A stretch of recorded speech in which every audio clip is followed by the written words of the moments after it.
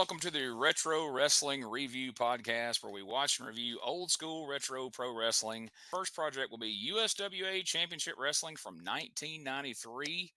I'm your host, Gene Jackson, and I want to welcome my esteemed co-host. You may know him from P3 Radio, Richard Mullikan and Josh Briley. Guys, how are you doing today? Hey, doing great. This is weird being on video. I'm trying not to look at myself. Yeah, and everybody will see me reading the format here, so that's kind of weird all the way around. But we're trying something new. As far as how we're doing this, old Yep. school wrestling is not new to any of us. I just want to say on the front end here, we're all wrestling fans, especially Memphis wrestling fans. You guys, if you want to, before we get started, just for a little bit of context here to kind of give your connection, both of you guys, to Memphis wrestling, or kind of describe your fandom to the people, kind of let people know where you're coming from here. Yep. So I grew up with professional wrestling on every Saturday. We would watch Memphis. We would watch everything to the point where I got into the business, when I got old enough to wrestle. So 18 years old, I was in the crew of guys that was on the CW30 with Memphis Wrestling. So met a lot of guys there. So a lot of these people were also in my life because of Josh, who Josh can tell his side of the story. But we were pretty much raised with Memphis wrestling, like kind of in our DNA. Yeah, man.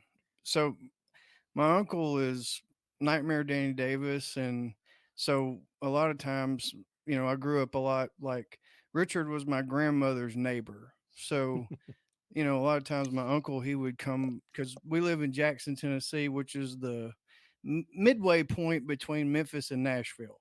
So a lot of times he would stop in, on the road or whatever, and Cody Michaels might be with him, or Joey Maggs might be with him, or Bill just Dundee, name whoever, and they Wayne might be with Ferris. him. Yeah. And my granny, she made gear for a lot of guys, so always having wrestlers over and stuff, always wrestling, always playing wrestling. Yeah. It's always been there. It was always cool to look over across the street and see, like, talking to my grandmother. I'm like, that's Jeff Jarrett. Jeff Jarrett just got out of that car. Right. That's Honky Tonk Man. What's Honky Tonk Man doing over there? And then she would make us tights.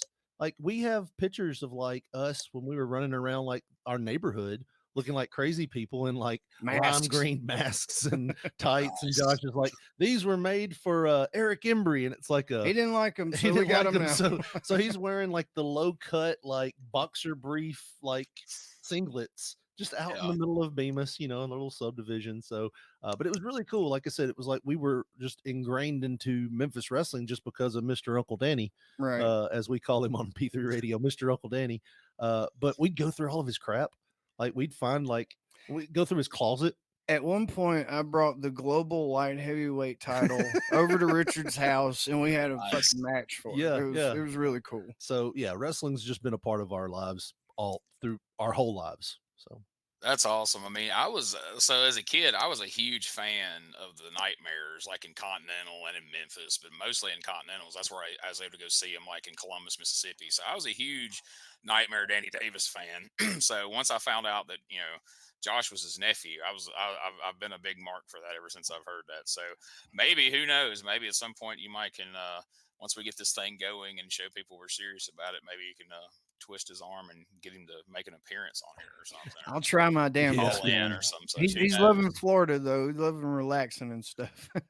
But that's cool, man. I'm glad to have you guys. Were the first guys I thought of, when I decided to do this. And so I immediately reached out, and I was tickled when you guys agreed to do it. So we're going to get started here. But, so today's episode, we're going to be talking about the January 2nd, 1993 episode of USWA. But I feel like to properly do that, for context, we got to kind of take a step back and talk about the December 26th, 1992 episode of USWA. So we're not going to spend a lot of time on this. We're going to just run through the gist of what took place. So on that episode, we saw Madman Pondo. Yes, that Madman Pondo. For people who know the hardcore wrestler. He went down to USWA Southern Champion Jeff Jarrett in a non-title match. We saw the tag team of Mr. Clyde and Mr. Paradise face the team of Superstar Bill Dundee and Nightmare Danny Davis. and I think you can all guess how that played out. And then we saw Miss Creature with Burt Prentice get the best of Ricky Hayes, and then in promo wise, we saw we saw a long segment where Brian Christopher offers up other people's hair, managers who he referred to as valets at the time, even though they were all male. First, Brian offered up Burt Prentice's hair against Jeff Jarrett's USWA Southern title. Burt refused, and ultimately he decided to separate himself from Brian, and he left. So Brian then put up Mike Sample's hair against Jeff Jarrett's USWA Southern title, and eventually Mike Samples quit. So then Brian offered up Mr. Clyde, who was an enhancement guy there for the USWA. And some of these people we're going to go back and talk about a little more in depth later on as we go through the series here. But today's show could be a little long since we're kind of sort of talking about two shows. We're not going to dig too deep. But Mr. Clyde declined as well. So finally, we landed on Zeke Rivers was the lucky fellow who got to put his hair on the line against Brian Christopher. I mean, against Jeff Jarrett's title on behalf of Brian Christopher, and we'll have a little more of that on later in the episode. Then Burt Prentice come out and continued to push his narrative at the time that Miss Texas was not really a woman; she was actually a man named Bubba Johnson of all things. And over the course of these podcasts, we'll encounter quite a few of these angles that probably wouldn't fly in 2024. This being a prime example of that, but we'll talk about those later on. And then Nightmare Danny Davis, who got a face full of ether earlier in the program from the Masters of Terror, comes out with Bill Dundee and demands a tag team match with a crazy stipulation that apparently he saw it at some point, but he hasn't actually been in one or seen it. He just knows it's called something like an Oriental death match, he said. He spends he spends a couple of minutes describing it. We'll wait till we end up covering 1992 at some point to really get into what those stipulations were, but it sounded pretty wild. But it was something like an Oriental death match, according to Uncle Danny. And then after a painful segment that saw Richard Lee playing guitar and singing along to a song with Moondog Spot, they bring out all the participants for the Moondog Battle Royal that's going to be coming up that Monday night. They all come out and draw their numbers, so apparently this was going to be a Moondog Rumble more than just a Moondog Battle Royal. And then Lawler comes out with a fireworks assortment from Fireworks City that will be given away on Monday night since we're right there at New Year's. He then does a promo for Monday night, letting everyone know the winner of the Moondog Battle Royal will get $10,000. He also plugs his world title versus mask match that he's going to have against the Christmas Creature, who he teases and insinuates is someone from the WWF. While the week prior to this, he had flat out said that it was Sid from WWF. It wasn't. And then in the main event of the program, the Bruise Brothers, Ron and Don Harris with Burt Prentice, took on USWA Southern Champion Jeff Jarrett and his partner, the Unified World Champion Jerry the King Lawler, in a match that shockingly ended in a disqualification, guys, when Brian Christopher and the Christmas Creature ran in. And eventually, we also saw the Moondogs come in, Dundee and Davis, the Masters of Terror, et cetera, and the show ended in turmoil leading in to that Monday's card. Any comments y'all want to make on that episode from anything you heard there? I don't know if you saw it, but you said Christmas Creature, and I did this right here and came back down. Man, I listening back to this, I was always, we were always too poor to get to Memphis to see any of these, but watching these shows back, like it just dawned on me like how much I wanted to just go every week. It didn't matter who was there, who was involved. I just wanted to be there, but never could get there. And then just listening back to some of these names like Mr. Clyde and the Masters of Terror, like those guys are smart. They have a master's degree in terror. Like and Mr. Clyde, like some of these names that I hadn't thought about in years. He looked good though. He was a big guy. Yeah, but I mean, it's like Mr. Clyde was his name. It's almost like he runs a daycare, like, I mean, I just think about the fact that I got involved in wrestling in like 97 and spent a few years.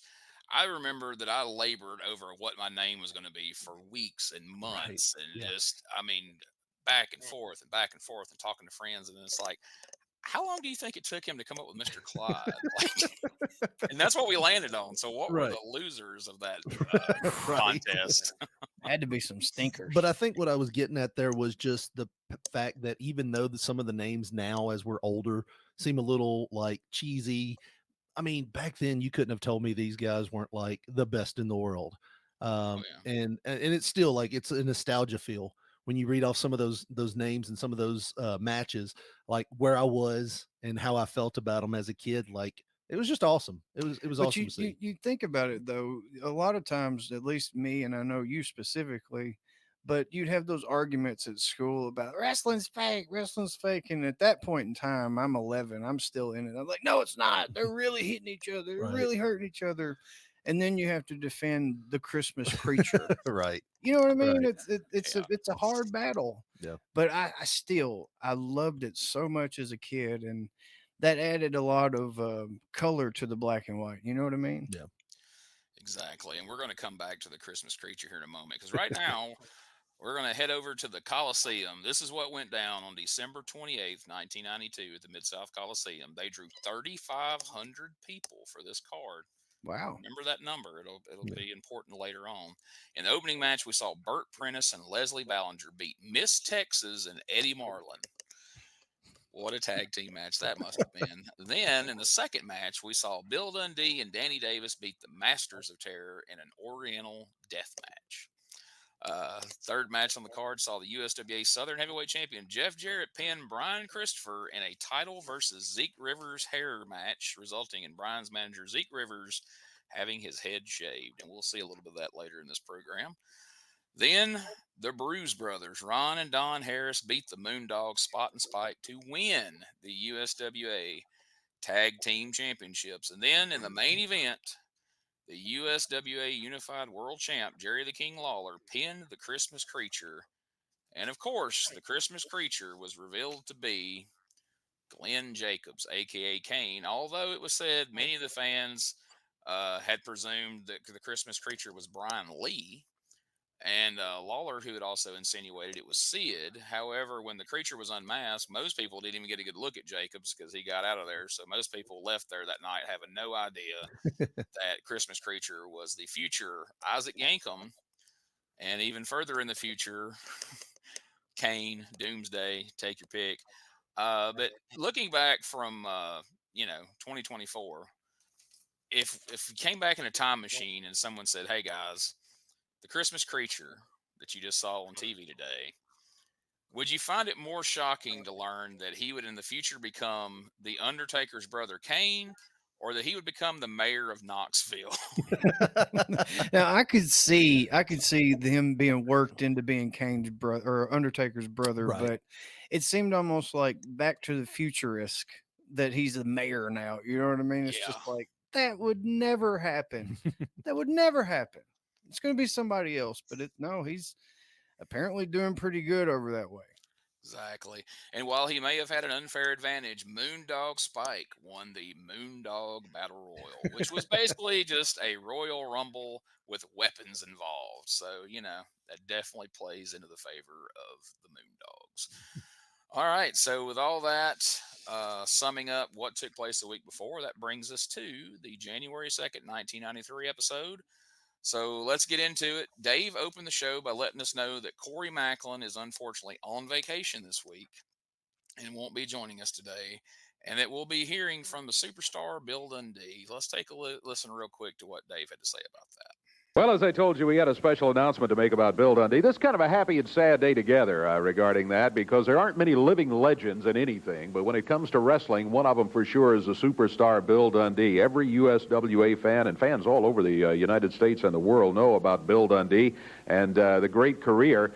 Bill has decided to make a career change. He has decided to accept an executive position with another wrestling organization, with the WCW, and as a result, he has decided he wants to say farewell in style to all the fans in the USWA, and has decided on a farewell tour. More about that in a moment. Right now, just take a look at some of the highlights of the superstar, Bill Dundee.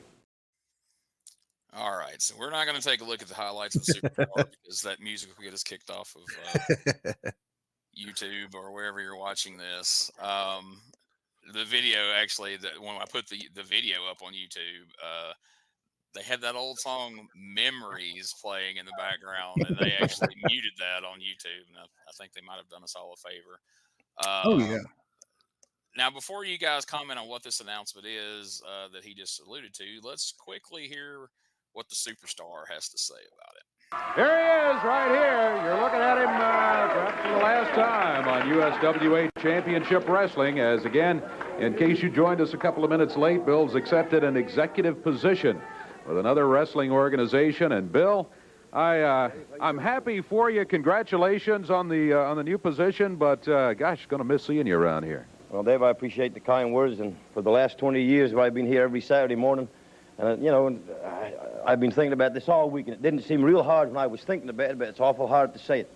You know, the wrestling fans, without the wrestling fans, there ain't no wrestling, so let's not mistake that. But they become more than that after 20 years. It's like, you know, little guys this big now, they're this big. They say, man, I've been watching you all my life, you know. Well, that's true. 20 years I've been around here, and you get to love the people. I know a lot of them love me, some you know, some may, some not, but most of them do. And I've had a good rapport with all the fans, and I just want to take this opportunity, and I talked to Eddie Martin. I said, hey, man, book me everywhere this week where USWA is going to go, because I personally want to say goodbye. So I'm going to go down to WCW and see what happens down there. I don't know. Probably have to wear a suit and a tie. I don't know. But anyway, when I climb in this ring today for this TV match today, this is the last time it's going to be here. And then all week long, I'm going to be around where USWA is. And I just want to say goodbye to everybody personally. Dave, it's been a pleasure. Thank you, Bill. It's been great watching you all this time in the ring there. Now, in retrospect, to think that in 1993 that Dave and Bill was telling us this was going to be the last time we would see Bill Dundee in the studio here at TV5, that didn't exactly play out that way. What do you guys think of it? It didn't last long, that's for sure. I was telling Josh, and I'm not trying to poke fun or anything. I don't know if it's the video quality because it's so old, but when he came out, those tights were almost flesh colored, and I thought he was Donald Duck in it. For like a good 2 minutes, I'm like, okay, it's his last time, and he's going out with a bang. And I couldn't get past the interview where he's just sitting there talking, and it just looks like he's wearing a jacket and no pants. But with that said, as a kid, I remember when this happened, and I remember feeling sad because Dundee had been a part of our like lives my whole life, you know. And the way they're announcing it too, he's taking an executive position, so that would indicate that he's not going to be a wrestler anymore after this farewell tour. So yeah, it was like a moment of just because Bill's not going to be there anymore. Yeah, and Bill's stepping out of the ring, and, you know, we figured back then, like, well, you know, it's probably time. And I think that was the intent, honestly. He did, you know, a couple people that I've talked to have been like, oh, that was bull. He went to be a manager. Like, no, he didn't. He actually did take I don't know if it's considered an executive position, but it was definitely an office position with WCW. I remember they, not long after this, WCW brought a B or maybe even a C house show to Columbus, Mississippi, to the Lavender Coliseum, where I had went and seen the Nightmares wrestle for Continental all those years. Like I say, B, maybe even C show that was headlined by the Junkyard Dog versus Dick Slater, that heard the scattered audience in the arena chant "We Want Flair" throughout the entire thing.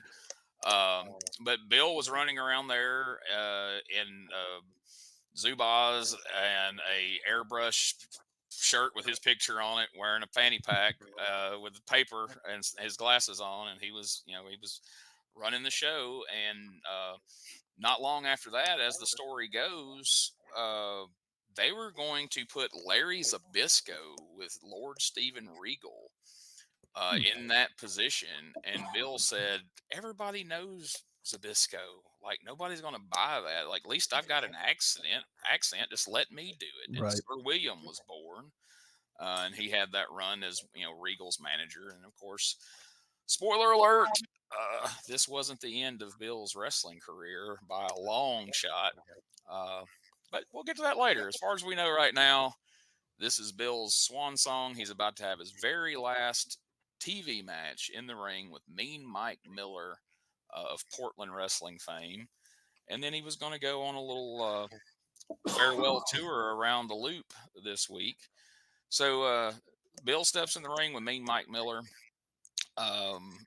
I guess it was more of a fight than a match, even though, as far as I know, this wasn't an angle. They didn't come into this hot. They didn't have any kind of heat going into this. But I mean, I've seen less punches thrown in a boxing match than this wrestling match, and it's basically just an exchange of punches for several minutes. But Dave Brown points out that Mike Miller looks like he's been in a car wreck or something. He's got bandages all over his face. He's got a black eye. He looks pretty rough before the bell even rings.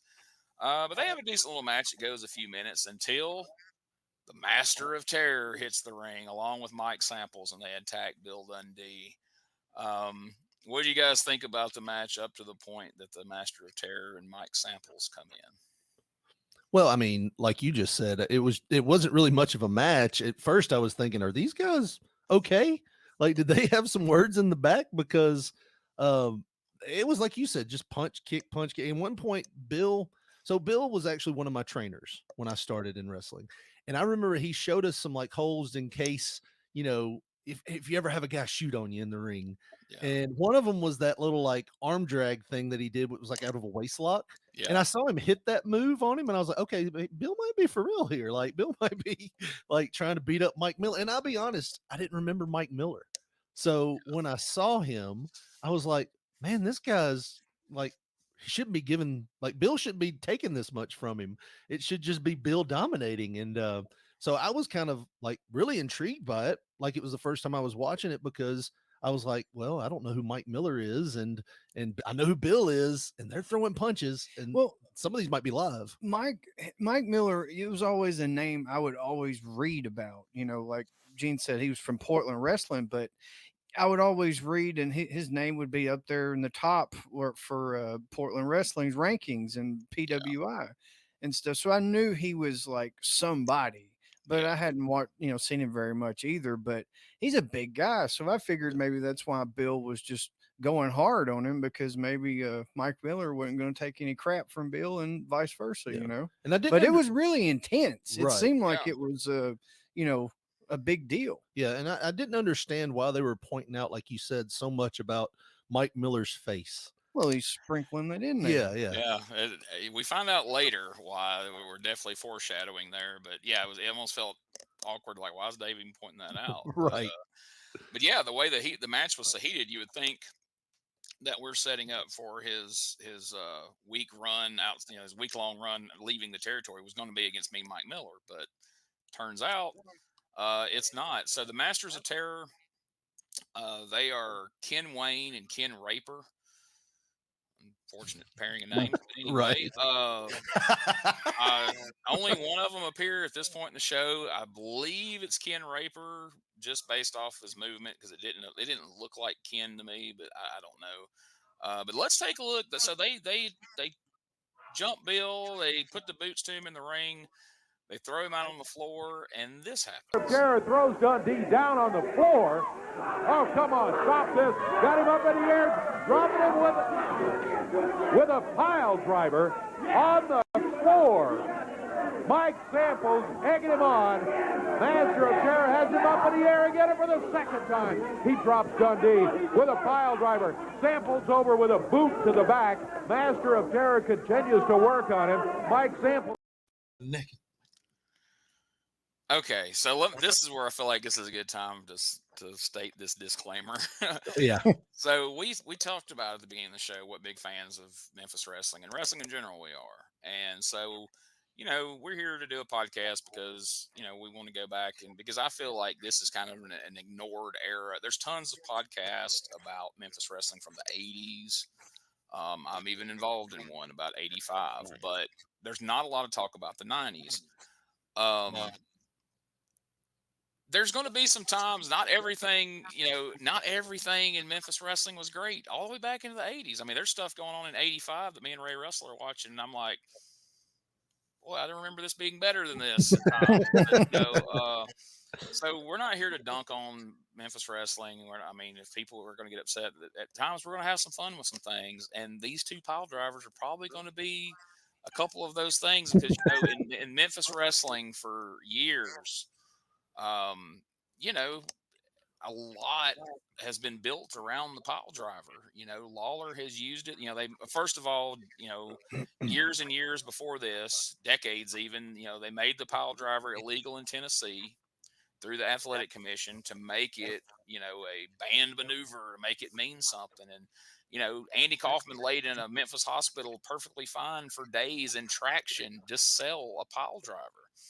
Guys would get pile driven in the ring sometimes and be out for weeks. And if anybody got pile driven on the floor, hang it up. They're out. They're getting on a stretcher and leaving. You're not. That may be how they leave the territory. You know, Right. if they're going somewhere else.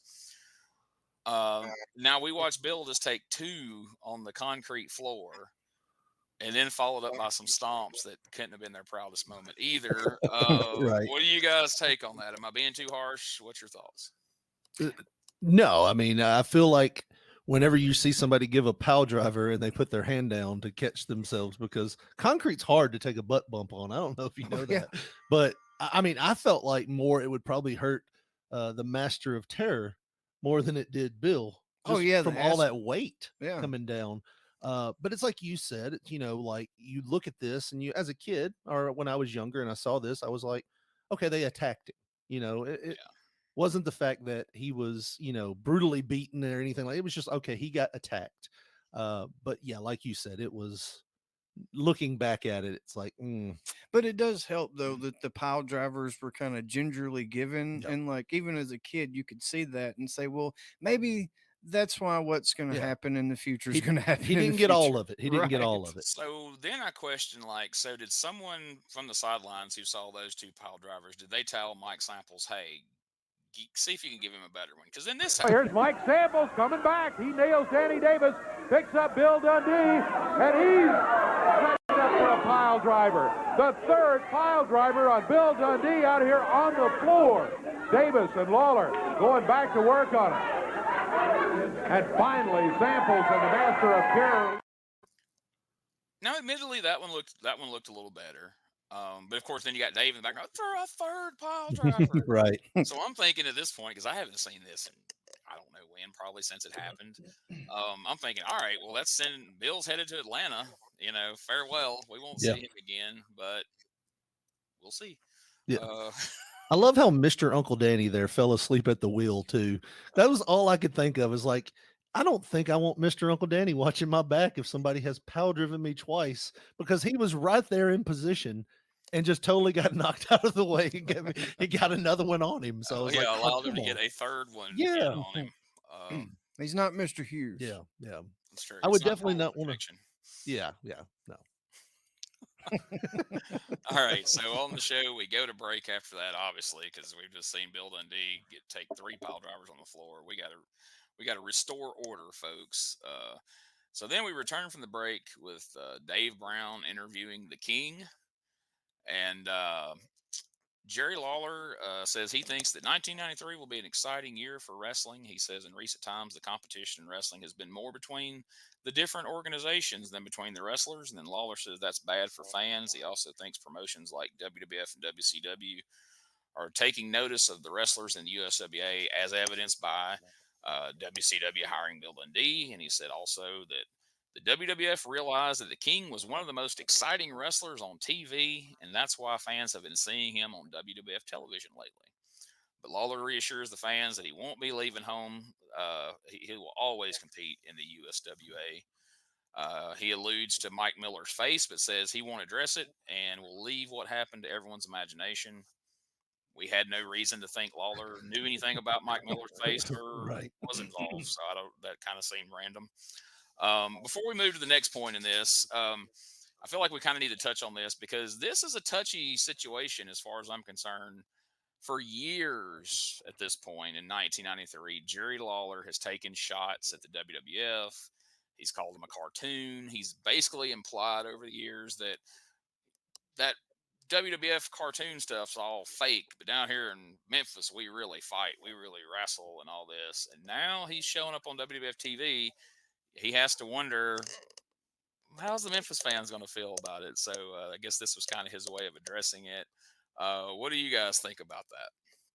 Well, I just thought it was kind of weird, like you're talking about. Like, Lawler would say that the WWF and WCW's world champions aren't true world champions because they only fight people within their own organizations. And like you say, all of a sudden now we're seeing him on the television. So, like, as a kid, just looking at it through that lens, I thought it was extremely odd.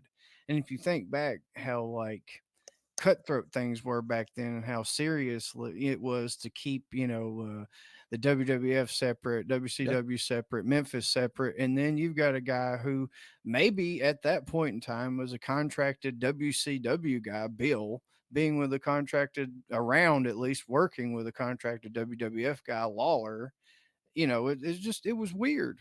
Yeah, and I think what makes this even more interesting is I think this was after the fact that Lawler had sued Vince for announcing the King was going to be in, on his shows. Right. So it makes it even worse. But I think as a kid, I looked at this like, finally, because you're raised in the South, finally we're going to tell those Northerners what's for, So when Lawler came in being a heel in WWF, I was like, yeah, get him, Lawler. We're going to have to listen to all this Yankee talk anymore, beat him up. But, you're the King. So I looked at it on the other end of the spectrum. Like, I was proud for Lawler because he was standing up for us Southern wrestling fans, And it wasn't, as far as like him being a heel there and a babyface in Memphis, that wasn't even really that weird because we'd already done that with the Texas feud, where he's on my TV every day on ESPN as a complete heel. And then Saturday morning, he's on my TV on WMC and he's a babyface. But it's like, well,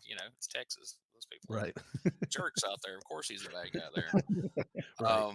So the next aspect of this promo, which to me is the most fun, Lawler brings up the Moondog Battle Royal from last week. And he talks about this was a battle royal where weapons were legal. And he mentions that he came in with a trash can and he worked folks over. And then he proceeds to complain that Mike Samples took something out of his pocket and hit him with it, costing him $10,000. I guess the trash can was okay because it didn't fit in his pocket. Right. Yeah. When I hit somebody with it, everybody sees it. I'm not a coward with my weapons. Exactly. Here's a little look at that. Samples reaches in his pocket, pulls out some kind of object there, and knocks my lights out. Well, Mike Samples, like I said, I feel like you cost me $10,000, and so that there's no misunderstanding about it. Let's just take just a second. Take a look at what Mike Samples did, and then you're going to realize, punk, exactly why the King wants a little bit of your rear end. Lawler's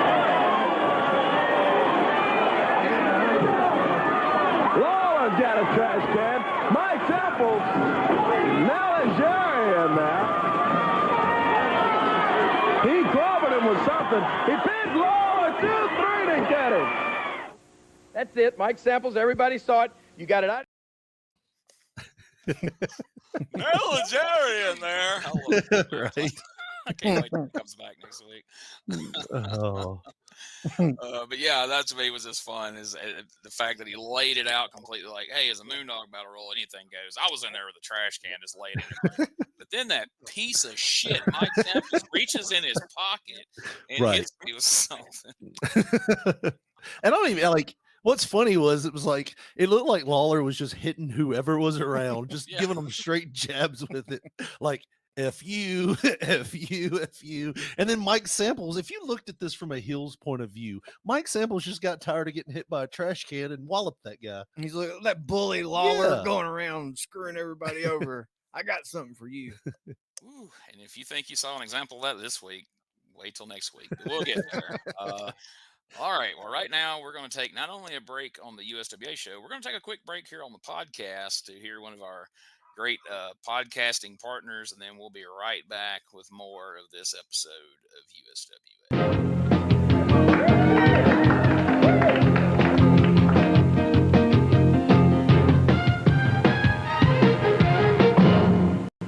Hey guys, this is Wolfie D from PG-13. Check out my podcast, Live and in Color with Wolfie D, every Monday at noon. We're talking Memphis, we're talking ECW, WCW, WWF, everywhere that I've been. We even have some great guests, some Hall of Famers on the show with us. Every Monday at noon, Live and in Color with Wolfie D. Ladies and gentlemen, welcome to Give Me Back My Pro Wrestling. the podcast that's based on the old school but can still help you find the good stuff from today. Jimmy Street and the Plastic Chic, Jarrett, are the undisputed tag team champions of the wrestling podcast world. From thought-provoking topics to superstar interviews to action figure expertise. This team does it all. And all they ask is, give me back my pro wrestling.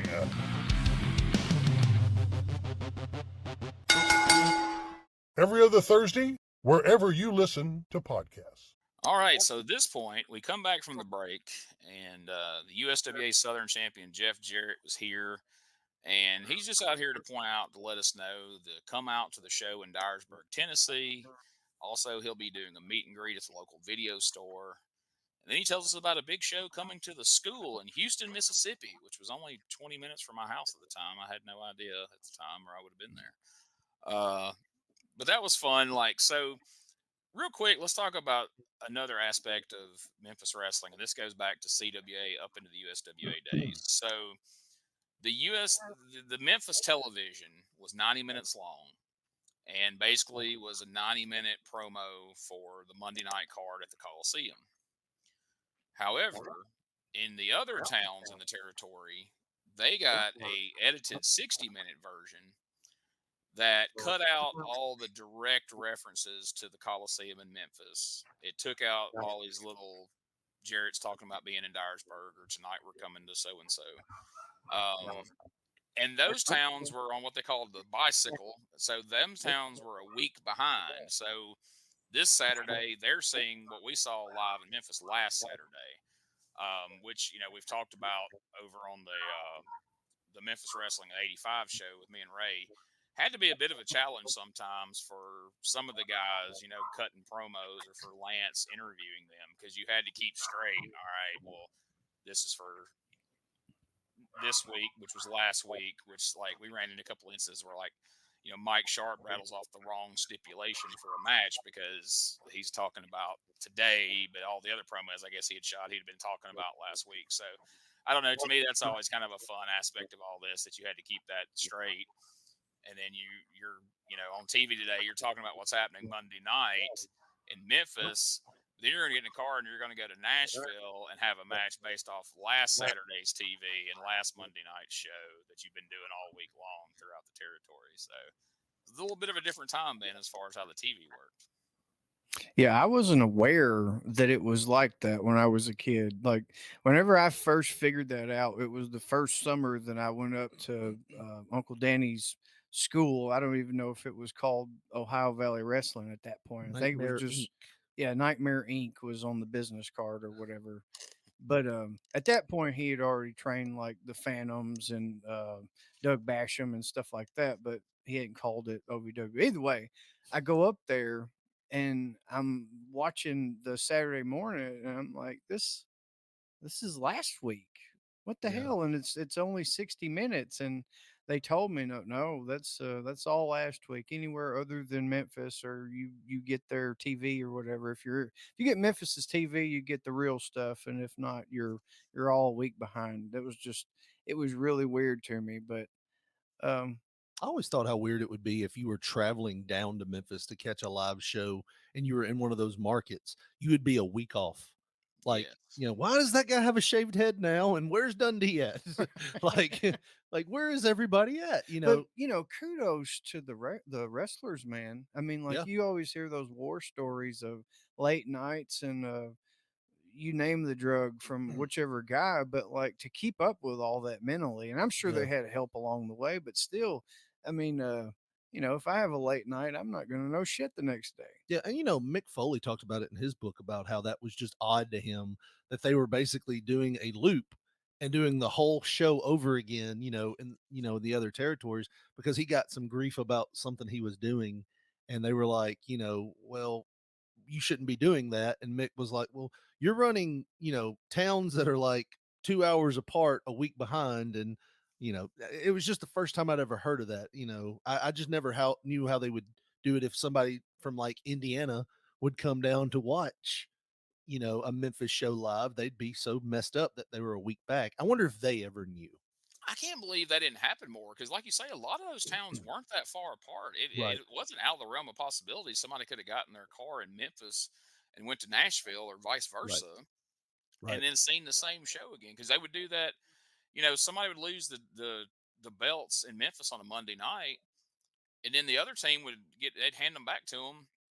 And they'd go lose them in Evansville the next night. And they'd go lose them in Louisville, and they would lose Right. them in each town got to see that team win the titles, like it was happening in their town, which Yeah. is in the era of kayfabe, I can't believe that isn't a bigger deal. Didn't hang them up more than a lot of this stuff, because people really, and I know Mick talked about it in his book. You referred to him, about how those tapings at Disney used to really expose some things because you had guys cutting promos about losing belts they hadn't won yet and things Right. like that. Same lines, but in a completely different era. But Maybe they were just banking on everybody being like us when we were growing up, just dirt poor and not being able to, because that was our thing. We couldn't go to Memphis because we were just poor. yeah, And maybe that was the demographic back then, was just everybody just can't afford to drive from, Louisville to Nashville to Memphis to catch these shows. So they're going to be in the dark. right. And they didn't talk about it on Memphis TV. I mean, they would give like the local towns they were coming to, but you didn't necessarily know in Memphis that they were going to be in Nashville that night, or they did Evansville on Wednesday, or that, like you would have had to know somebody from that town to even know that they did those shows every week, I guess. So I guess that was another factor as well. Here's a question. They would show like somebody losing a title, like at the Mid South Coliseum. Did they edit that to show them losing it at whatever facility? That's what they did. So, Yes, because like we're covering 85, and some of the stuff we're seeing, like some of the like shows from the other towns. And mhm, so, yeah, they would show, and it would be the same finish that we saw from Memphis. Like, for instance, there was a match where kind of a convoluted finish with the interns and the Dirty White Boys for the tag team titles. And then you see the clip from, I forget which town it was, Jackson, Tennessee, or wherever it was. Jackson's not far enough away. I guess maybe it's Evansville, whatever the fuck. right. But anyway, and it was the same exact finish, beat for beat, but it was from it was footage from that town, where they did it again. So it's kind of, I don't know, like I say, it's just a fun aspect to me that they were able to keep all that straight because Josh was saying, it's hungovers, a lot of them were, and out of their head. I mean, you put that camera in your face, like, wait a minute, what town is this? Right. Is this the week we're doing the Southern Street Fight, or is this the week we're doing the cage, or is the hair on the line this week? Or Yeah. And poor Mike Miller had to beat the crap out of his face every week for like for a good 10 days. Speaking of Mike Miller, so at this point in the show, after we hear from Jeff and hear about his appearance at the local video store, Dave Brown proceeds to tell the convoluted story about Jerry Lawler being at a New Year's Eve party where Mike Miller was there being drunk and unruly. So Lawler was asked by whoever was putting on the party to ask Miller to leave, which led to Lawler asking Miller to leave. Miller refuses to leave. I guess Lawler gives him the injuries to his face in the process that we saw earlier. And apparently this story wasn't going to be told, but since Miller attacked, Lawler, uh, he had to go ahead and tell the story. So this is what happened. Lawler was doing at the end of his promo earlier. We forgot to mention this. I got sidetracked. I apologize. Let's take a look at as Lawler was finishing up his promo earlier. This is what happened. Think, pal. Me and you, I got a little date with you. Look out, Dave. Look out. Look out. Mike Miller throwing a chair at Lawler. What's going on here? Miller, man, he came out with that folding metal chair up in the air, ready to throw it, and he did. Sorry, I got sidetracked. We were talking about Lawler and the WWF thing and all that. So at the end of that promo, Mike Miller came out and attacked him, and that happened before Jeff come out to tell us about the video store in Dyersburg or whatever. We don't understand what's going on. Miller comes out and throws this chair at Lawler, and now Dave's explaining that, all right, well, since Mike attacked him, I got to tell you that they were at a New Year's Eve party, and Mike Miller was drunk, and, blah, blah, blah. And then we move on from there for now. But believe me, we'll hear more about this convoluted New Year's Eve party story here in a moment. Can But I right say, now, oh, please go ahead. can I say that could we trust anyone to throw a chair in the strike zone as good as Mike Miller did just then? He was like 30 feet away and he flung that chair and it perfectly hit Lawler. Like he'd done it before. Like he had thrown chairs his entire life. He is the Nolan Ryan of chair throwing. You would think a guy with a messed up face would not be able to throw a chair like that. But he's squinting out of that one eye and he's just dead eye. like I remember like watching this back and hearing Lawler go, "Watch out, Dave." And I'm like, what is he talking about? That's how long it took for that chair to get there. That's Yes. how accurate Mike Miller is throwing a chair. He's like Uncle Rico. He's like, what do you think I could throw a chair over those mountains over there? And he would, and he'd hit Lawler right in the face with it. I love that clip. Like, I'm Yeah. going to hang on to that clip and put it on the Facebook page because, yeah, it's and kudos to Lawler for looking out for Dave Brown there. Because, like you said, watching it the first time, he's like, "Look out, Dave!" And there's this long pause. It's like, "What?" And boom, here comes the chair. But yeah, he couldn't have threw that any. I mean, if they'd have done that 5 more times, I can't imagine he could have pulled it off any more perfect ever again because it was dead on. But right now, Danny Davis is coming out here, and he's pretty dadgum heated about what they did to Bill Dundee. His brothers would be.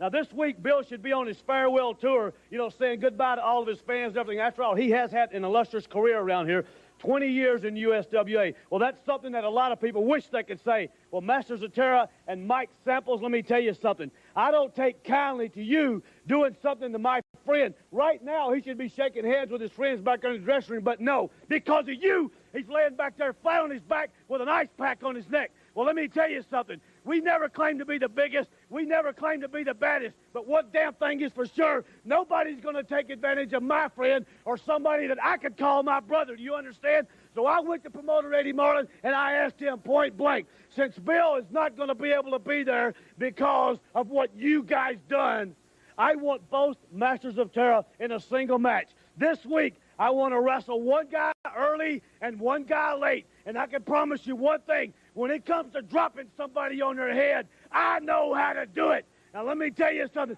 I sent you out on a stretcher before, and you were able to come back. Well, I promise both of you something this time. You are not going to get away with what you've done to Bill Dundee. You'll both be carried out, and that's a promise from me, and that'll be a farewell message to Bill Dundee. That's the word. Danny Davis wants both of them one at a time, and because of what you guys done. Yeah, Danny has to shoulder some of that responsibility for just watching Mike Samples. Give him another one. That third time. But no, dude, like watching that back, Danny had that voice. You know what I mean? Danny had that voice when he said something, you really believed it. Get out of my bag. Yeah. Yeah, I mean, when he said something, it was like, you knew he would probably cash in on what he was saying 100%. And even though he didn't sell their size, or how bad Dundee was hurt was just with an ice pack, you believed, like, yeah, Dundee's probably laying back there with an ice pack. He was believable. If I've said this for years, if Danny Davis had been larger in stature, at least taller, there's no telling where he would have made it in the business as far as like WWF, WCW. That's the only thing that held him back because, in 87, he got in shape. He got all jacked. He had the promo. He had, like you say, that intensity. He was a great worker in the ring. That's the only thing that held him back was just his size, or he would have been a much bigger star and totally deserved to be.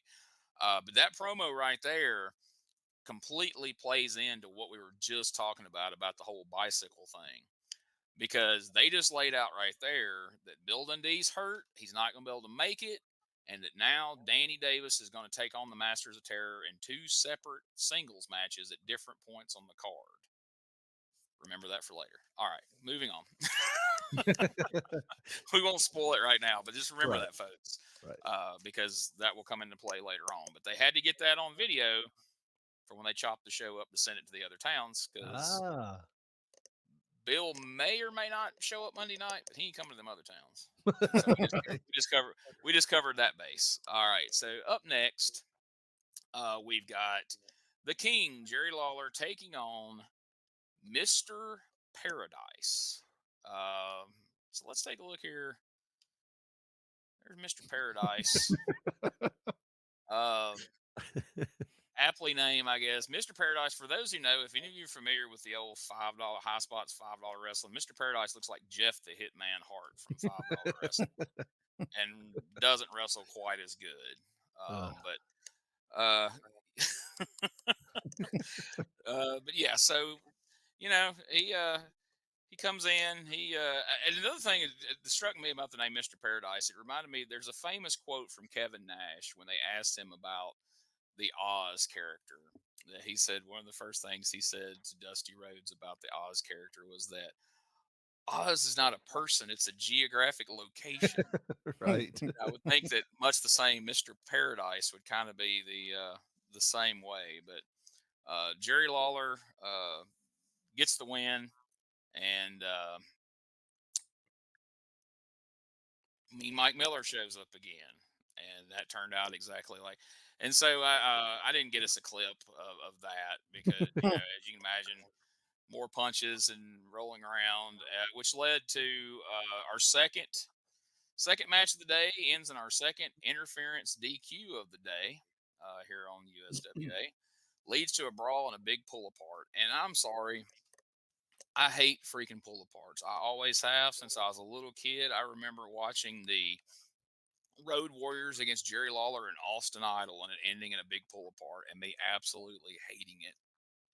And then I got involved in wrestling, had to be involved in some pull aparts. And the only thing worse than watching a pull apart is being involved in a damn pull apart. Right. What are you guys' thoughts on that? I always hated pull aparts. Even when I was wrestling, it was like, all right, everybody needs to come out and pull these two guys apart. And I'm like, why would I care that, that guy's fighting that guy? If anything, I'd try to probably attack the baby face if I'm the heel. Why would I not try to attack the baby face while I was out there, get a cheap shot in? Like, I am so concerned with pulling my friend off of their friend that I'm not going to use my hatred to beat up my enemy. No, I was like, I always hated them. It's like, I don't mind having security and referees, but when you do the locker room clearing pull apart, it always kind of felt like a bit cheesy to me. I don't know why. It's just, it felt like we're suspending our disbelief that I'm not going to try to take a shot at my enemy. Exactly. And then there's the whole awkwardness of it. If you got 9 people holding one guy, 9 guys holding the other guy, and they hold them. Oh, and they get away, and then they get it, and then we do it again. He shrimped out. Yeah, come on. But all right, so we've now established through the chair throwing, through Dave Brown's story about the New Year's Eve party, and now our second interference disqualification and the big old pull apart, there is a problem between the King and Mean Mike Miller. So we go to break, and when we return from break, Mean Mike Miller is at the desk. He's blown up severely. Dave Brown to tell his version of the New Year's Eve party story, or as he put it, I'm going to tell all these idiots what happened. Miller says he's not a bad person, which then leads the fans to loudly chant Lawler's name. Miller says he was at a New Year's Eve party and he saw Jerry Lawler having milk and cookies and signing autographs. I'm still waiting to hear how these two ended up at the same New Year's Eve party. Right. Both wrestlers, but they just do not look like they run in the same circles for any reason. But anyway, Miller says he had a couple of drinks and was talking to a lady friend when Lawler came and told him to leave. Miller made it clear he only leaves the place when he's ready to leave, and he wasn't ready to leave yet. So he says Lawler sucker punched him and assaulted him, causing him to ring in the new year flat on his back. And I'm assuming he had actually planned for his lady friend to ring in the new year flat on her back instead, but that's not. And then Miller says, I may not be one of the top in America, but I'm going to get my advantage. Whatever the hell that means. I mean, what y'all think of this promo?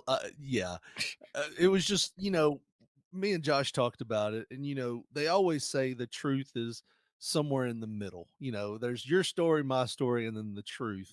And putting the two stories together from from Lawler and or from Dave, and then from Mike Miller, it kind of sounds like you could kind of believe Mike Miller's story a little bit more. Like you could be like, yeah, I could see where Jerry just beat up a drunk guy at a party. Like Yeah. I could go with that, but I gotta love the fact that Mike Miller sold himself so well. I might not be the best.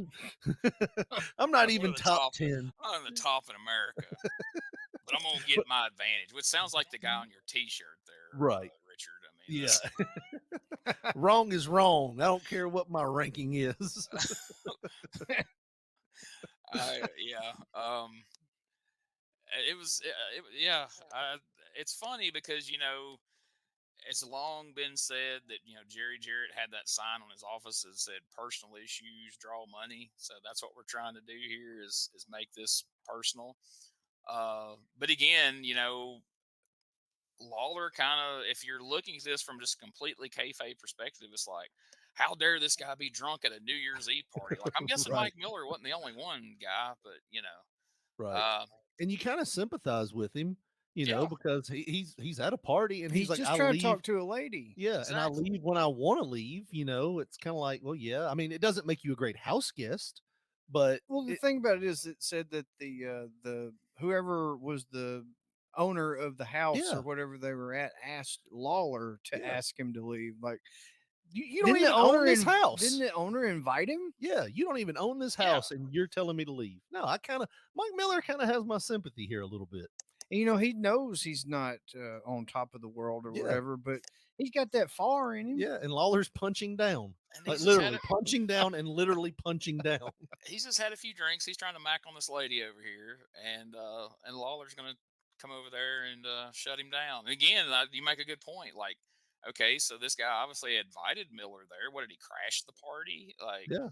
are we to assume this is Jerry Jarrett's house we're talking about? I don't know. But anyway, I can only assume that perhaps we may get to hear Jerry Lawler's version of events before this is over. But right now, we take another commercial break on the show, and then when we come back from the break, we're going to get some highlights right here of the Brian Christopher Jeff Jarrett match from last week and the head shaving. So let's take a look at that real quick.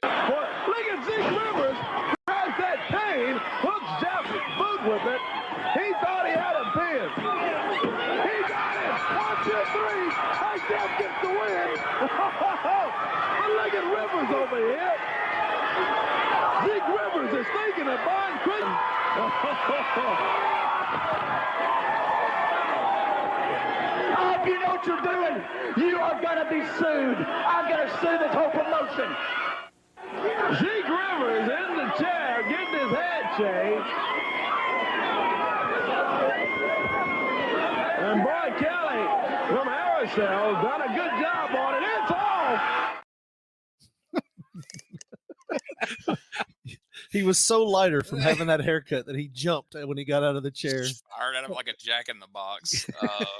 Do you know who Michael Berryman is? Yes. That looks Heels just have like eyes. him. Yeah. That's a good call. That is Which is definitely a funny good call. because independently, I had wrote in my notes, he went from looking like the head of a cult to a religious, like zealot cult follower, and it's just that wispy hair that had to leave. Yeah, And that was some long hair too. Yeah. He went from Kenny G to Michael Berryman in one.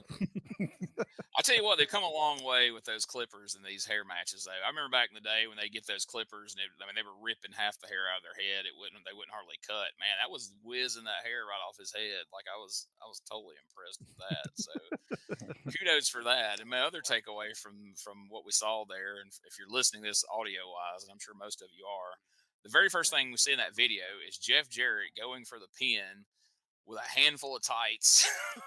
I threw my hands up while we were watching it. I was like, what? Another good guy. Well, he had to do something because all he basically did, like I have rolled over on my wife in bed harder than that pin. Like he was trying to do that old thing that Barry Windham was good about, was that little, or Ric Flair was good about, when every time you catch a cross body, you'd roll out of it. Mm-hmm. And I guess the timing was off. And during the suplex, yeah, I mean, and he couldn't, so he had to do something. But I mean, Jeff was the baby, you He's know. getting in his advantage. Yeah. I mean, so what we didn't see in that clip, but if you watch the match, and folks, if you want to watch the whole episode, it is available on my YouTube channel. We'll talk more about that later on. But during the course of that match, Jeff got hit with a chain. He got hit with powder. He took a cane shot from Zeke Rivers. He kicked out of each one of those separately before finally pinning Brian Christopher with a handful of tights after that very awkward roll there from that, like you say, that reversal, or what was supposed to be a reversal. But yeah, people used to talk about how Hogan was the most cheatingest babyface of all time, but I don't think those people saw Memphis wrestling, because there was quite a bit of cheating going on from our favorites down here. Right. And then so Jeff Jarrett stepped in the ring with a man known as the Bounty Hunter. Let's take a quick look at that. Corner. Referee is right there, calling for the breaks, and hey, out of the corner, back to the center of the ring. Look at the Bounty Hunter founded on Jeff. Jeff reverses, moves it back into the corner, and returns the favor. Bounty Hunter slingshots Jeff into the corner. Jeff sets himself, and that boot puts the Bounty Hunter down on the mat. Jeff Jarrett goes after him, backs him into the rope. Upper arm coming off the other side. Bounty Hunter back to the ropes, flipped across the way, and Jeff this time with a clothesline puts him right back down to the mat. The Bounty Hunter moved a little slower than he did when the match began.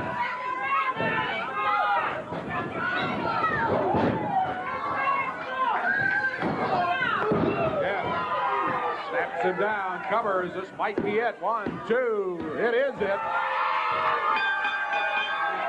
And the Southern champion has just...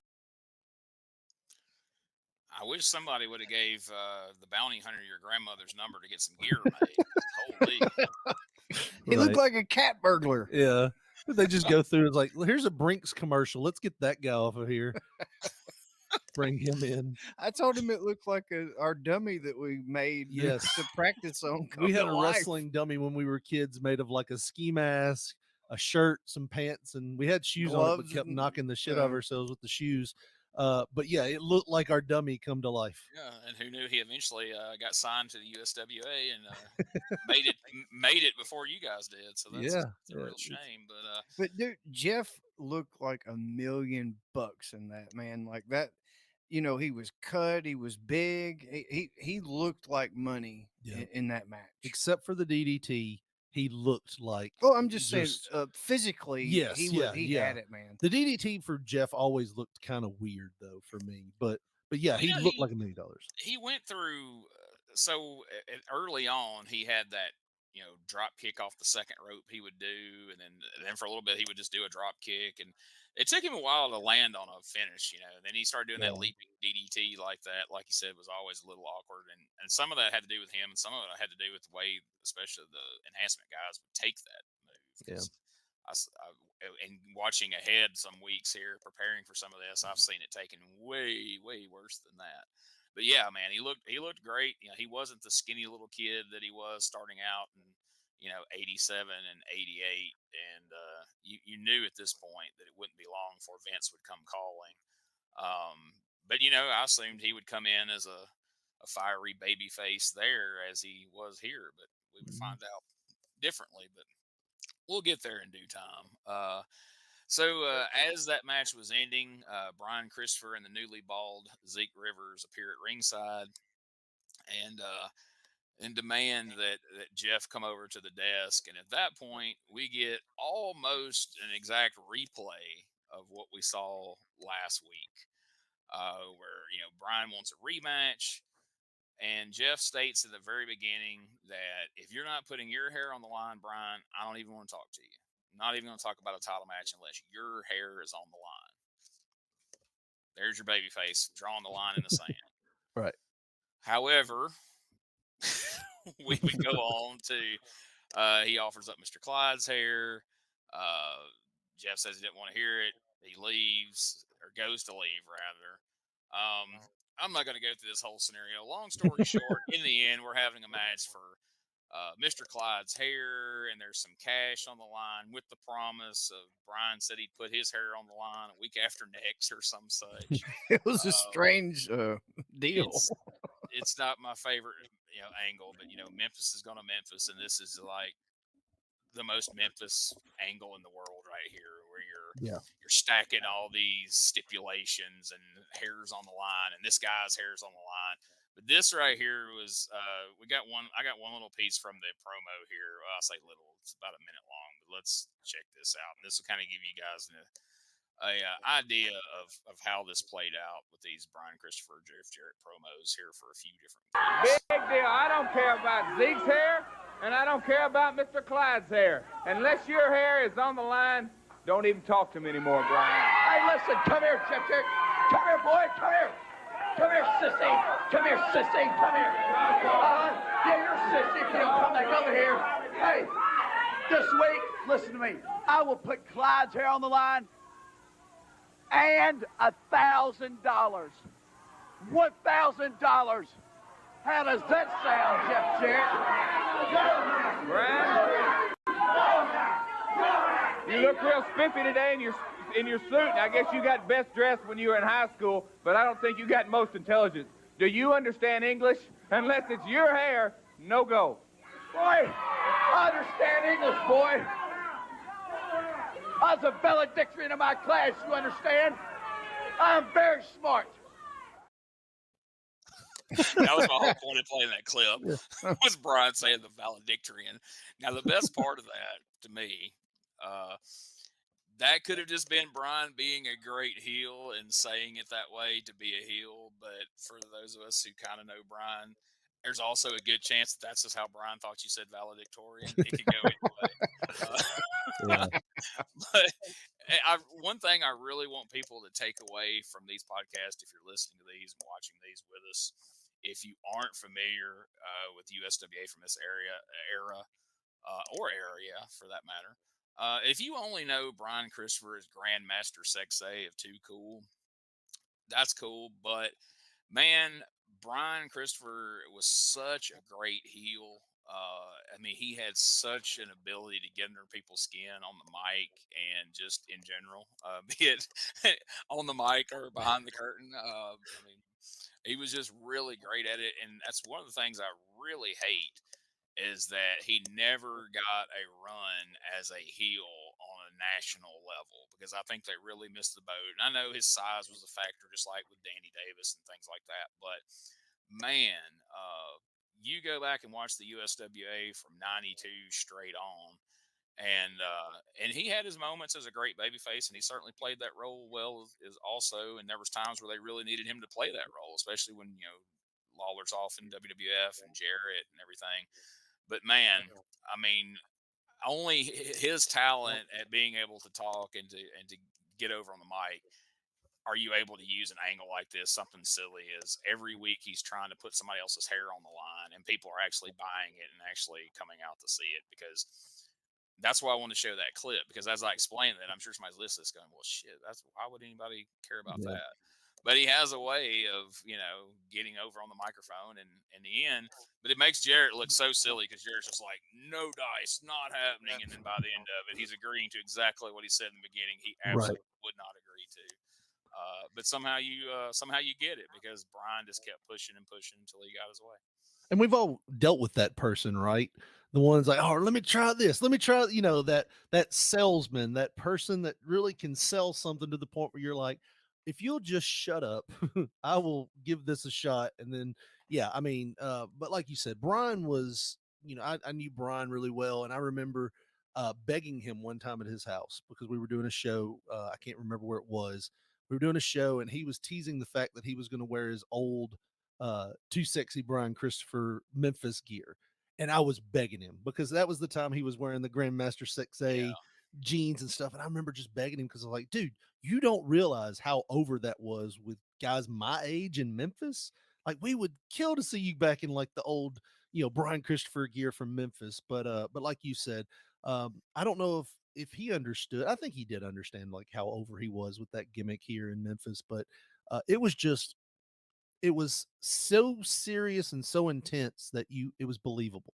He wasn't the dancing guy. He was very passionate about what he said, just kind of like what we said about Danny earlier. When he said something, he could either make you believe it as a baby, or he could totally just make you want to punch him in the face as a heel. Well, Brian, he believed what he was saying. He had that look in it. I mean, you know, Gene, you can look in a guy's eyes and tell if he believes what he's talking about or not. It translates when they're doing promos, and every single time, Brian, he believed it. You could tell he believed it. He was totally immersed in that persona.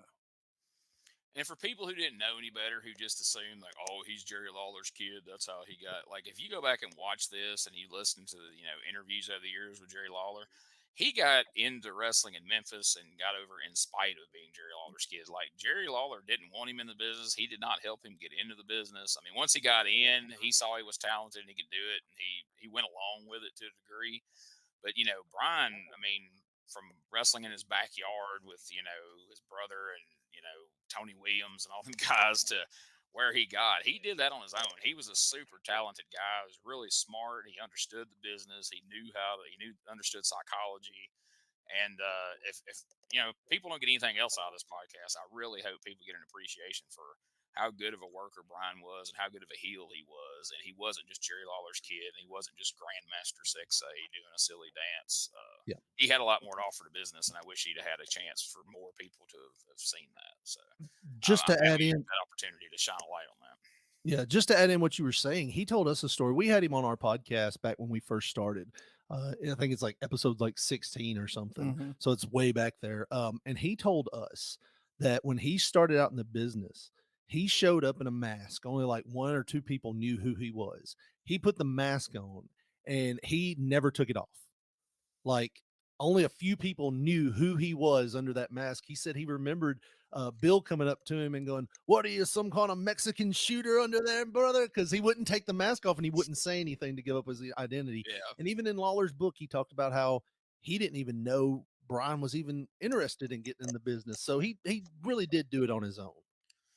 Absolutely. Yeah. I just went back and I had seen it years ago, but I just went back recently kind of preparing for this podcast and was rewatching some shoot interviews with people. I rewatched Lawler's, and he talked quite a bit about Brian and how he got in the business and kind of got in it around him, but certainly not because of him. But anyway, speaking of the King, now the King comes out and he's going to tell us his version of the New Year's Eve party story. However, in his version, it wasn't actually New Year's Eve. It was the day after. Which totally kills Miller's whole "I rang in the New Year flat on my back. Why were they even at the same party?" But Lawler just had to point out that he actually spent New Year's Eve having fun with real friends, which had to be a slap in the face to whoever's party this was. Right. If it actually had been a party. But again, pointing this aspect out kind of to me takes away from the whole point of this whole thing. I don't really get that, but anyway, but otherwise, it's kind of more or less the same story that Dave Brown told us. And again, I know this was going along with Memphis's credo of personal issues draw money, but this might have been a stretch to me as far as trying to find a way like, hey, looking around the dressing room, we need to get Lawler and Miller together. How can we do that? And somebody's like, so they're going to fight at a New Year's Eve party, and I don't know, man. It's reaching. I think you could have got there a better way, but I mean, I don't know. How do you guys feel about this New Year's Eve party that apparently wasn't a New Year's Eve party angle? I really, just thinking back, I was into it, man, because a lot of Memphis's stuff that they would present, it would be a stretch. You'd like, why does Bill care about this guy, talking to this guy this way? Like, why is he blowing up to this extent because of this? But yeah, I mean, like in real life, we would hear our parents, we would hear our, anybody talking about real life situations like this. And it was almost like it was really, really, really believable because, we had family members acting that way and stuff like that happening, You had family members getting punched out drunk by Jerry Lawler. I'm saying at parties, there were situations, somebody get their ass kicked, whatever, it's relatable. Is what I'm saying. And I think the biggest thing about this angle too, it was like, one, it's like Mike Miller and Lawler. you don't really see those two on a card against each other. So it's kind of believable. And on the second side of this is like, not everything happens on camera. You know what I mean? Like there are things that you hear about and it's like third party. You know, every fight that you heard about growing up as a kid, it wasn't like you were there witnessing everything that happened. You just heard, oh, so and so's mad at so and so and they're going to the ballpark and fighting after school. And you would go just because you heard the buildup. You didn't have to see it. Yeah, I mean, I think you both make a great point. I do wish Lawler would have left it on New Year's Eve. I don't really know why we needed that little detail thrown out there that kind of threw a monkey wrench in all of it, in my opinion. But yeah, you make a good point. And I've always kind of wondered, you know, those marks on his face and the black eye and everything look kind of legit. I wonder if he actually had a wreck or something that week, and they decided to spin it with this, or I mean, or he got hit in the match, or how that played out, or who knows, maybe this was a real thing that happened. I don't know, but it's interesting, and we'll see how it plays out. But right now we're going to take our second break of the show. Don't step away. Listen to these words from our podcast friends.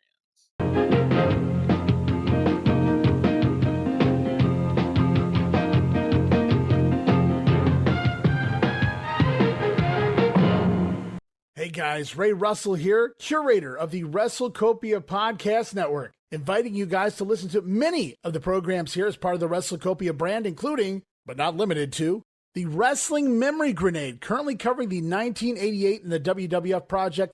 You can also listen to the Regional Wrestling Podcast, where we talk the territories, whether it's Jamie Ward with Georgia 81, Roman Gomez with the UWF in 1986, or Gene Jackson covering Memphis in 85. 3 projects going on right now over there at Regional Wrestling. You can also listen to the Wrestling Stoop with the legend himself, Bob Roop. Bob goes back in time each and every week, covering not just his career, but countless stories and interactions with hundreds of wrestling names spanning his 2 decades in the business. But that's not all. You can also check out the Puro Wrestling Academy with the professor of Puro Resu, Mr. Dan Ginnity. Dan and I go back in time and cover the history of Japanese professional wrestling in the English language.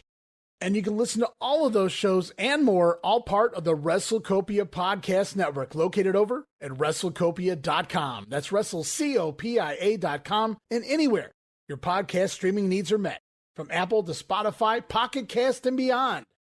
And while you're at it, why not subscribe to our social media guys for all the latest goings on here at the WrestleCopia Podcast Network. Plus, I'm constantly adding old school video clips and pictures from throughout wrestling history. You can follow us over on X, formerly Twitter, at Wrestling Grenade. That's at RASSLIN Grenade. Also, follow and like me, Facebook.com/Wrestling Grenade. And why not subscribe to YouTube.com/Wrestling Grenade.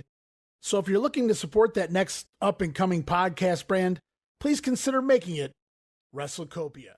All right, guys, we're back, and yes, we are excited to be a part of the WrestleCopia Podcast Network, and we appreciate Ray Russell and everything he does for us here. And as we return to the show, Mike Samples and Leslie Ballinger are out at the desk, and we're going to talk a little more about them in the upcoming weeks. But since this show's already kind of running long because of talking about last week, we're going to move through. Samples lets us know that Burt Prentice isn't here. He's off in Dallas handling some business of some sort. Samples is here to give us our weekly reminder that Miss Texas is actually a dude named Bubba Johnson. I guess someone forgot to tell them that personal issues draw money unless it's some ridiculous crap like someone named Miss Texas. There's someone like Miss Texas would be named Bubba Johnson. But anyway, they're out here to promote another tag team match coming up against Miss Texas and Eddie Marlin this Monday night. And so we've got that going for us this week. Another tag team match for those 4. So we'll see how it plays out this time. Last week, Eddie Marlin and Miss Texas come out on the bad end of it. We'll see how it goes this week. Then on to the ring for the new USWA Tag Team Champions, the Bruise Brothers, Ron and Don Harris, taking on Ben Jordan and Mountain Man Miller. Ben Jordan I'm familiar with. I've tried to do some research. I can't find much about Mountain Man Miller, other than he apparently had a pig named Arnold. Wonder where you guys that from. But anyway, I can't also have Miller confirm or not whether or not he's related to Mean Mike Miller, and if in fact he was at the New Year's Eve / New Year's Day after party. It was a hoedown. Yeah, I was involved in that whole controversy. If you know, folks, please message us and clue us in. But anyway, this was basically just a assault disguised as a tag team match. As the Harris Twins just beat the piss out of these guys. Mountain Man Miller got flung into the desk out there, and I could not believe, like, one of the Harrises gave Ben Jordan one of the just roughest looking power bombs I've ever seen, and he kicked out. And as a result, we have yet our third disqualification of the day due to a run in because the Moondogs hit the ring. And let's take a quick look at that. I don't think there's any 10 referees that can send these guys out here. If he wants to send them out, let him do it. You want to go up and come? No, I don't. But he can send them disqualified. I don't think I can qualify if I were in. Everybody in the ring. Oh, wait a minute. What's going on? Here come the Moondogs and Richard Lee.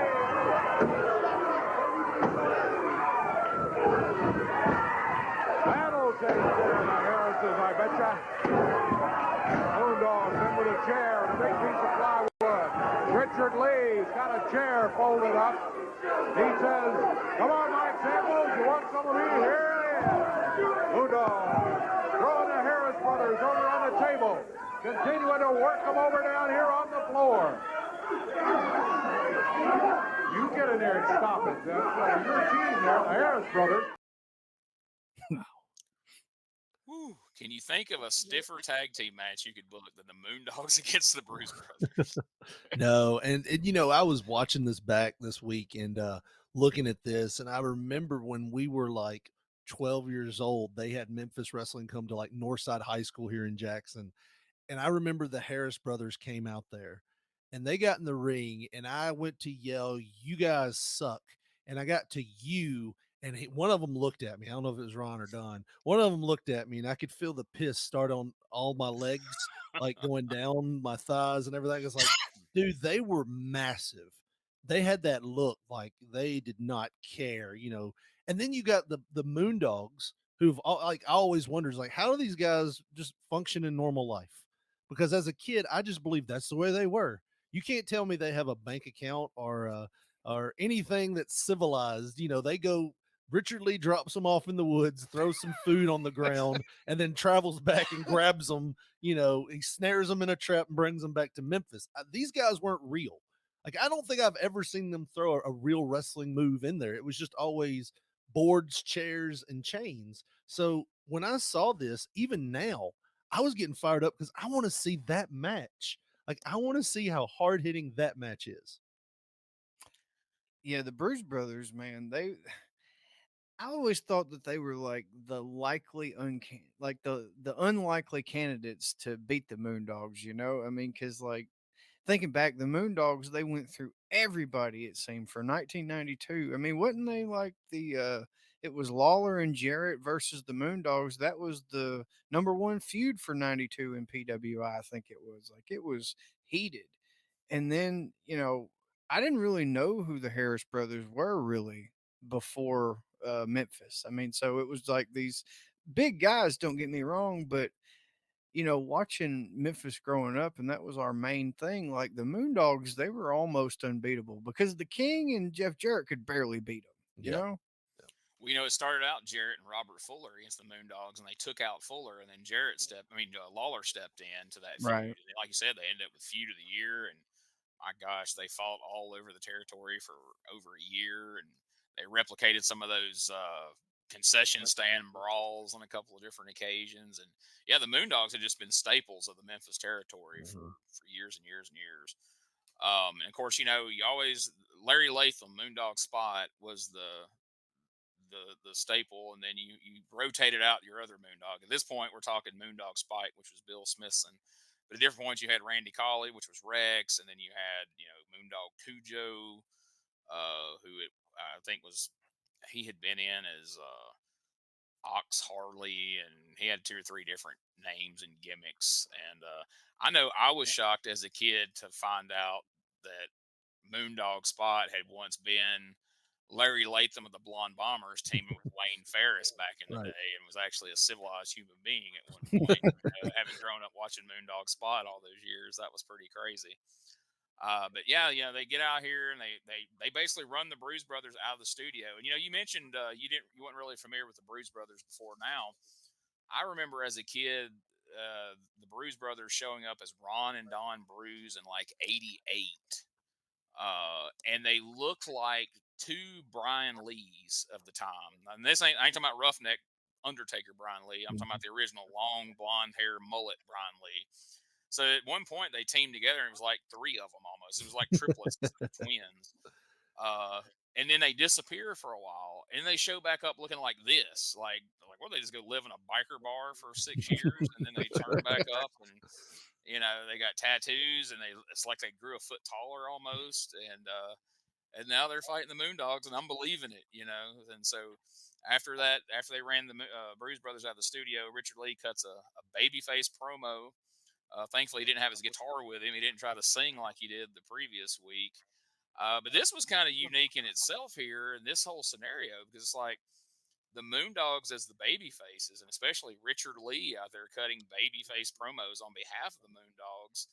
But that was another Memphis staple too, is most guys who got over as the biggest heels, if they hung around long enough or they came back, could be some of the most over baby faces because somewhere along the way they earned the fans' respect, and the fans knew like, man, they ain't about that bullshit. Like, we need to go see them because these Harris brothers are bad, but they can handle the Moondogs, So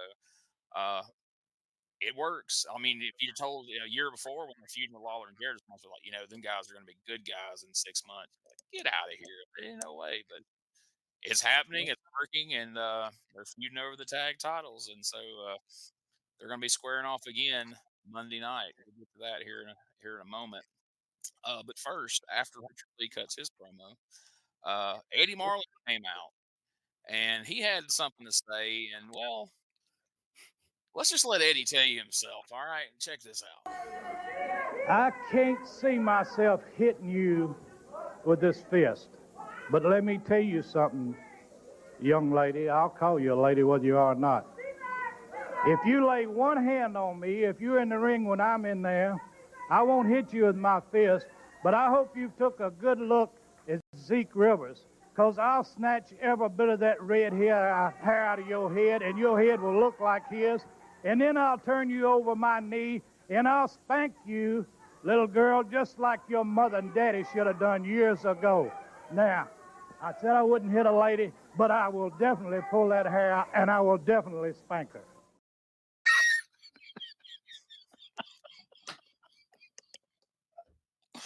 Speaking of things that don't age well.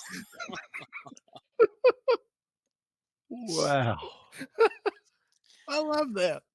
Eddie Marlin, who's teaming with that man, Bubba Johnson. He won't punch a woman. He's better than that. But he will snatch her bald, and he will spank her, and he will pull that hair. That's the old Southern mentality, though. My grandmother, she used to have this thing she would tell us, and she always dipped a snuff. So she always talked like this right here, but she always had snuff in her mouth. And she would just tell us, say, Richard Lee. My middle name's Lee, by the way. I was going to say, I always got crap from my uncles because I hated Richard Lee so much, and they would call me that. I'm not run the Moondogs, but she'd say, Richard Lee, I'm going to tell you something. Ain't nothing sorrier than when a man puts his hands on a woman. But when a woman puts her hands on a man, she has put herself in the place of a man, and she should be treated as such. And I was like, my grandmother's telling me to beat up a woman if she hits me. Like, this is the weirdest thing ever. But that's that Southern mentality. It's like, I'm not going to hit you, but if you hit me, You're now a man. Me and my little brother got into an argument with our parents at the dinner table one time because my dad's like, "You never hit a woman," and I go, "Unless they hit you first." And my brother's like, "Yeah." He's like, "No, no matter what, you never hit a woman." And my brother goes, "Unless they hit you first." No, and we went back and forth like that for a half hour almost. But I've always been in that mentality, like I don't believe in hitting a woman, but I believe if a woman's dumb enough to hit you, very good. What if she's got a gun on you or something? You know, Yeah, that's another they podcast. can't hit you. Yeah. We won't go down that rabbit hole. So I'm not sure if this next match was supposed to be a scheduled match or if this was just a coincidental brawl as the Masters of Terror came to the ring, which brought out Danny Davis and Bill Dundee, who was sporting a neck brace. I mean, Neck brace? towel around his neck. A little neck brace. I mean, did they not know they were doing this angle? That somebody didn't have the wherewithal to run by CVS? Like, hey, why don't you grab one of them $10 collars? That even like a neck pillow. No, brother, I'll use a towel. Like one of those airport neck pillows things. I'll grab a towel from the Days Inn. Tape it on me. They fought in and out of the ring for a few minutes to give us a sample of what to expect this Monday night. And in case we didn't know, because I mean, these two teams have only been feuding for like 19 weeks. It seems like. I mean, we recapped last week, but the reason they had to have the Oriental Death match is because they had been feuding every week for I don't know how long. But they decided to pull one more out for Dundee's last hurrah, and so they brawled all around the studio and then Bill cuts a promo for us. So let's listen to what Bill has to say, and then we'll kind of discuss the fact that as far as everyone in the other towns know, Bill Dundee has been taken out. He was laying in the floor back there dying, according to Danny Davis, and we'd seen the last of him. But now, for us in Memphis that see the rest of the show, well, this is what we see. Dave, boy, I was a little surprised to see you, but you handled yourself well. Well, thank you, Dave. Come Monday night, boys, I'm going to get real out of that Coliseum, and I'm going to be real nice to all them nice fans that come down to say goodbye to Bill Dundee. But when that bell rings, you sure as hell I'm going to get mad.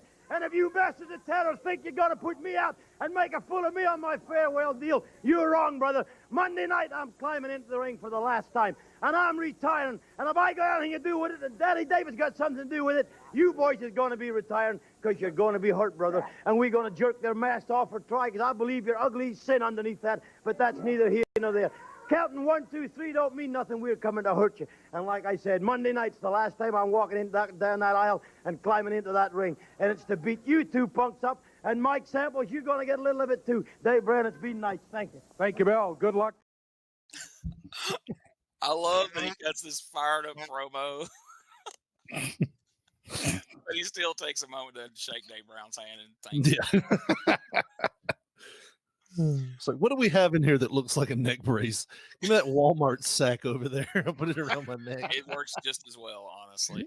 But that's not my favorite part of the promo, honestly. The handshake at the end.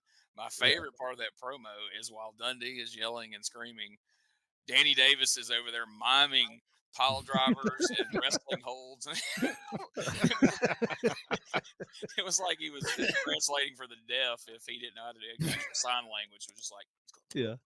Maybe he thought it was a training exercise where it was like, you say the move and I have to act it out. I'll like demonstrate. Yeah. What does it look like? Power driver. Yeah, right here. Only enough mic time. He's like, you come be my cheerleader, brother. Like, cool. Josh is like, Uncle Danny's never coming on here. Y'all have made fun of him more than you have anybody else on this. Yeah. It would have been hilarious if Bill would have been like, if you would have been sleeping with the wheel, brother, I never would have caught that third one. I still have a few vertebrae, brother. Damn it, Danny.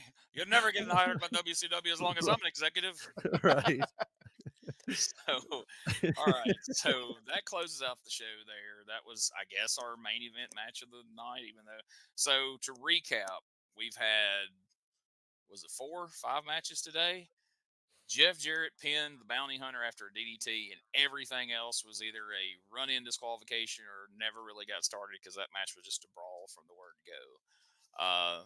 But let's let Dave Brown quickly run down the card for Monday night and let us know what this has all been building up to, because we all know that Saturday morning wrestling is just a commercial for Monday night. It's just a way to get us down there to see this. So let's see what we've been building towards. episodes. CM 7:30 is when it all begins. First main event of the night, Bert Prentice and Leslie Bellinger in a regular tag team match against Eddie Marlin and Ms. Texas. Eddie Marlin's told you what he has in store for Leslie Bellinger if she doesn't behave herself. Then the second match of the night, Bill Dundee's farewell match, and this one now will be as it is booked. It stands. Bill Dundee and Danny Davis going against the Masters of Terror. Following that, you've got a 10-round boxing match. Jerry Lawler going against Mike Samples. Lawler says Samples cost him $10,000 by hitting him from behind, and he's going to get even in the boxing match. Jeff Jarrett against Brian Christopher. Not exactly what Jeff wanted, but close to it maybe, as Brian Christopher says this week he's going to put Mr. Clyde's hair on the line and $2,000 against the title of Jeff Jarrett. And if Jeff can beat him this week for the second time in a row, then next week he says, I'll put my hair on the line against that belt. That's what Jeff is looking for. Can he beat him Monday night to take it to the hair versus title match with Christopher's hair at stake a week from now? Then, the big main event of the night in which the Moondog Lumberjack tag title match will occur. The Lumberjacks will be stationed around the ring with folding metal chairs, steel chairs in their hands. That's why they call it a Moondog Lumberjack match. It will be a tag title match as the new champions, the Bruise Brothers, Ron and Don Harris, with Mike Samples in their corner, will be defending against the Moondogs and Richard Lee. And from indications here today in the studio, I got to tell you, the Moondogs and Richard Lee are mighty upset about losing the belts and are looking to take them back come Monday night at the Mid-South Coliseum. All right, guys. So we've watched this episode. So every episode we're going to end this where I'm going to ask you guys 3 questions before we go take a look at what happened Monday night. So my first question I pose to both of you is, what is your least favorite part of today's episode? I would have to say you touched on it, just not having a finish to most of the matches. That, and I just didn't care that much about Mike Miller's face, and how that as a kid, I would never have believed that anything between Mike Miller and Lawler would have drew, it wasn't really inspiring to me. But yeah, I think as a kid, I also wanted to see matches end the right way, and having DQs and run-ins, that was probably my least favorite part of the show. Josh? I guess, it's not that I just disliked this, but it seemed like everything else overshadowed it, I guess. It was, that quick thing with the Harris brothers and the Moondogs. It was just like, the Harris beat up Ben Jordan and the other Miller guy, Man Mountain Mike Miller, and beat him out of his shoes. And, that was really quick. Then the Moondogs come out, and that was really quick. Richard Lee does a quick promo, and the whole thing is probably less than 5 minutes. And it's just like, to me, that makes it seem, I guess, a little unimportant. But given the time, I think they could have built it up. But just with everything else that's happened and everything, that's my least favorite. All right. So on the opposite end of that spectrum, what was your most favorite part of this show? Lawler and Mike Miller. Seriously, I love the realness of it. I've said it before, but that's what I fell in love with again. I've seen this when it happened, but rewatching it, I'm like, man, they didn't have anything going before, but this is serious. Like, this is a real life deal. Lawler, was at a party. Oh my God. And then they jumped him here. Maybe some more of this stuff could happen, it really, really, really drew me in back then. And even now, because I can't remember what happens next week. And I really want to know. And honorable mention would be Eddie Marlin, dude. He was hilarious. Super hilarious. Yeah, at one point, he just come out and said, "Match is booked," and walked off. No, I'm not going to hit you, but I'm going to pull your bald head and I'm going to give you a spanking. Yep. I love it.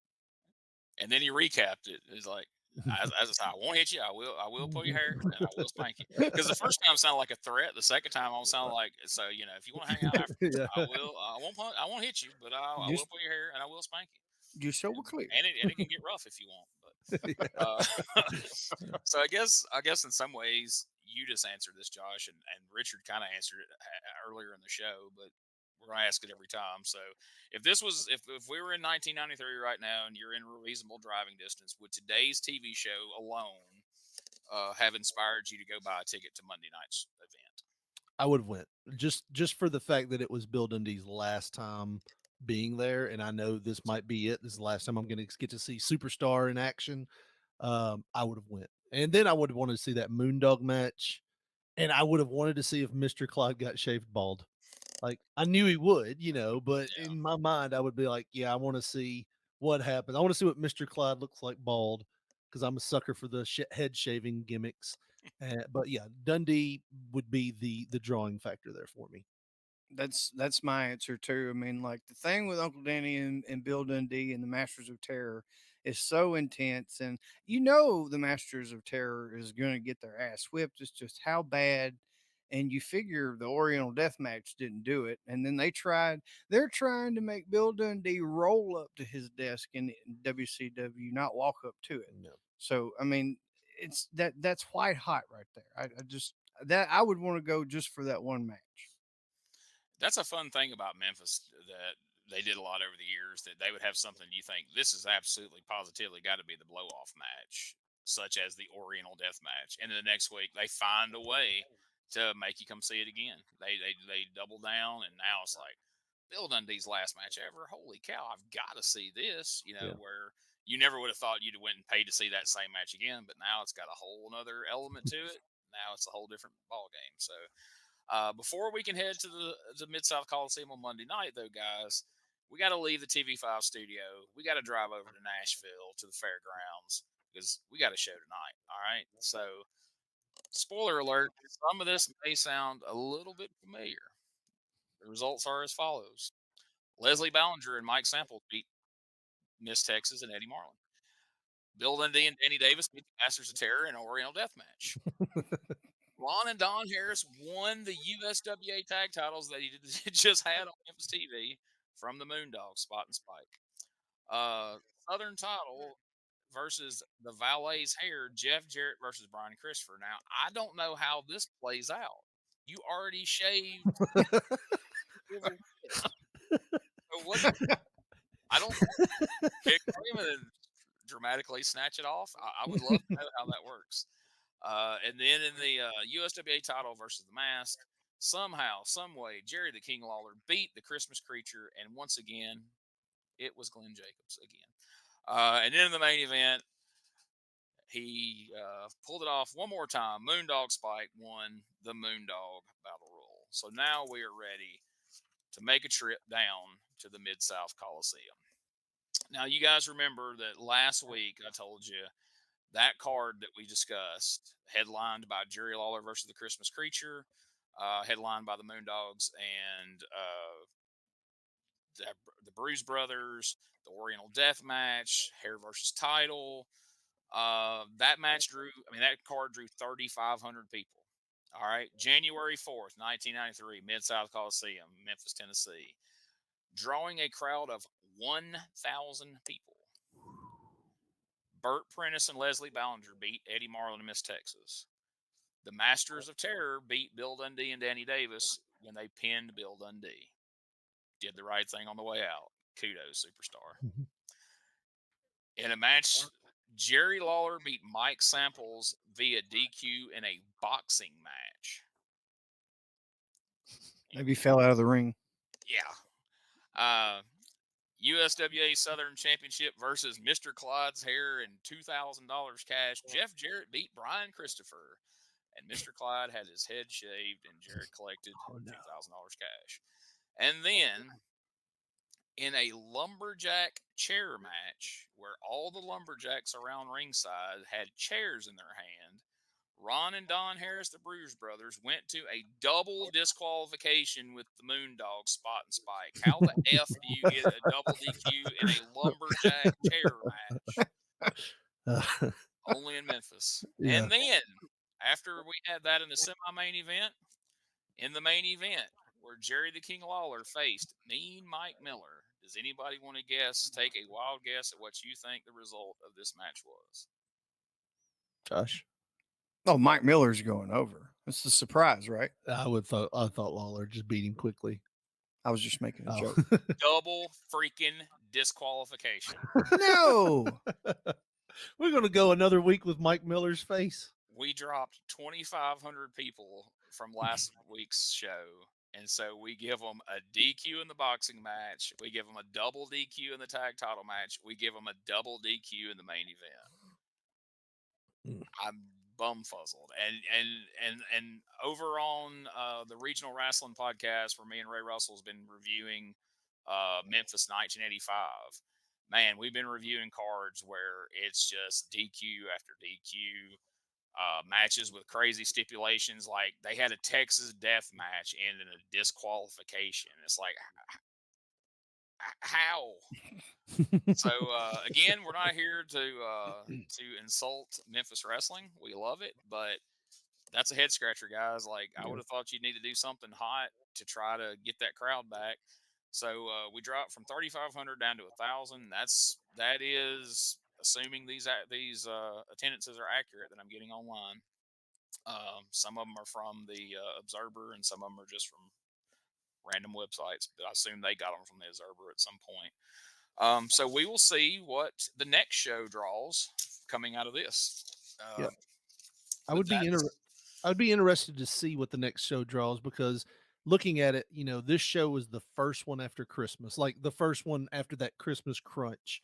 And knowing the South, how they are, everybody's broke right after Christmas. So I'm wondering if that played any into this equation, or maybe they just weren't that keen on seeing what happened to Mike Miller's face. Well, because I'm going to say, let's be honest. I mean, you guys were very complimentary of the Mike Miller angle as far as putting over that the reason for doing it is it's something that's relatable, and that's all true. Yeah.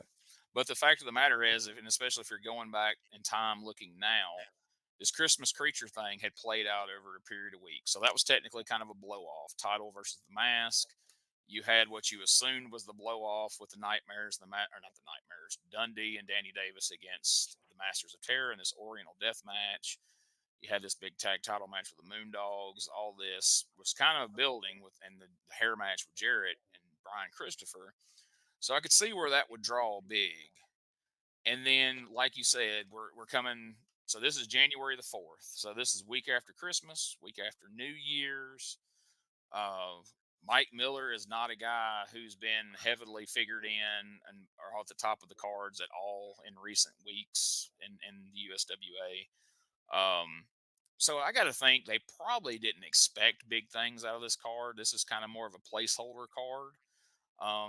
But I would have thought, for the same reason that both of you guys said that you would have came to the show, and I felt the same way, I would have thought more people would have turned out to see Bill Dundee's last match. I don't think that they played that card hard enough on TV. I mean, yeah, they mentioned it a couple times and everything, and they had to kind of dance around it for the other towns and all that. But I really think they should have doubled down on that and really pushed that harder. And really drove home like, hey, this is your last chance to see Bill Dundee in Memphis, and he's been a huge part of this. Because, if I'm Dundee, I'm probably leaving the Coliseum that night going, good riddance, I'm heading to Atlanta, and y'all can all just suck it because, 1,000 people showed up, which, I mean, don't get me wrong, like these days, 1,000 people shows up anywhere. I mean, it's cause for celebration. We're high fives all around. But after you just had 3,500 and you only drew 1,000, I'm sure Dundee was like, screw this, I'm out of here, But do you think them playing with that hokey pokey, like Dundee's not going to be here, he is going to be here, do you think some people might have just turned the TV off before the end and not just thought Dundee wasn't going to be there? Back to what I said earlier in the show, in 93, we're still a little more kayfabe. The internet isn't prominent now. Not many people are as smart then as they are now.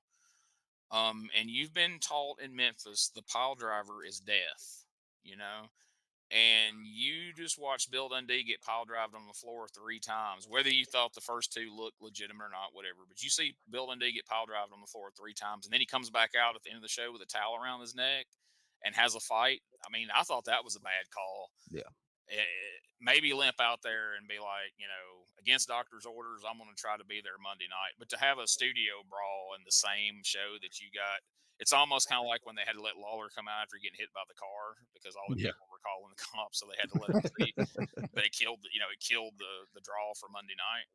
I think that probably hurt him here. I think a lot of people were like, oh my God, Dundee just got pile driven 3 times on the floor, he's probably ain't gonna be able to go take that job in WCW. He's probably gonna have to be in a body cast the rest of his life. And then he comes back out at the end of the show in this towel for a neck brace, and now he's going to be there Monday. And we've already seen this match umpteen weeks in a row. Right. Because that was the other thing too. If you listen to those 2 cards I just read off, pull the Christmas creature out of there. It was a rehash of the previous week. It was with Mike Miller plugged in for Glenn Jacobs and a boxing match with Lawler and Mike Samples. And at that point, Mike Samples was just considered a manager for all intents and purposes. So, I mean, it was kind of a lackluster card because it was just kind of a show full of rematches. And the only real stakes, like you said, was really Dundee's last match. But if you were kind of insulted by the fact that, like, they pile drive this dude on the floor 3 times, he came back out, and now I'm gonna go watch him have another match with these guys, and they had an Oriental Death match last week, and they're having a and no one died.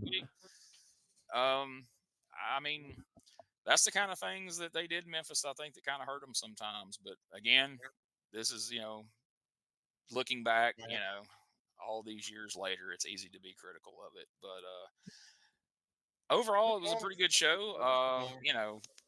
When I first we were getting ready to start this podcast, I was figuring out where we were going to jump off at, because I told you I was like 92, 93, I don't know. And I almost wanted to jump ahead in 93 to where the WWF guys started coming in, because I just read on paper, I was like, the first episode builds to a Mike Miller main event. Like, nobody's going to listen to this podcast. And then I watched it, and I was like, okay, we can at least make it entertaining talking about it. I hope we have, and I hope everybody's enjoyed it, and people join us, for the next episode.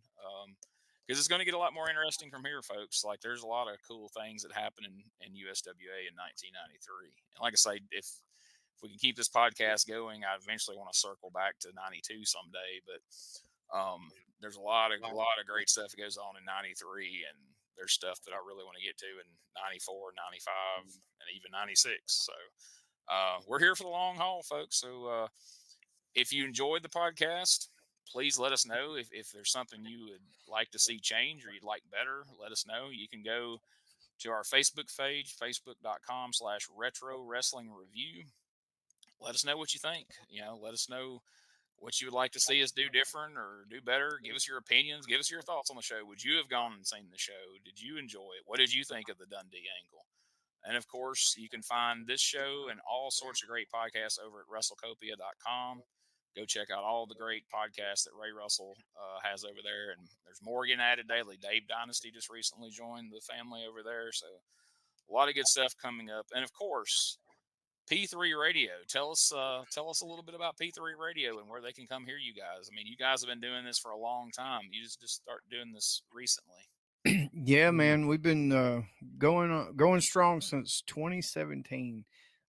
Back then we started out as a predominantly wrestling associated podcast, and we would have other guests on too, but now we're kind of just comedy and just different news stuff, kind of poking fun at different things. But we're always, we welcome wrestlers to come on or whatever. Might have to try to get a few to promote this show, but either way, on Twitter we're at P3 Radio, the number 1. On Facebook, search bar Pop Poncho, Poncho. You'll see our photograph. And you want to get with us the old school way, 731-300-6675.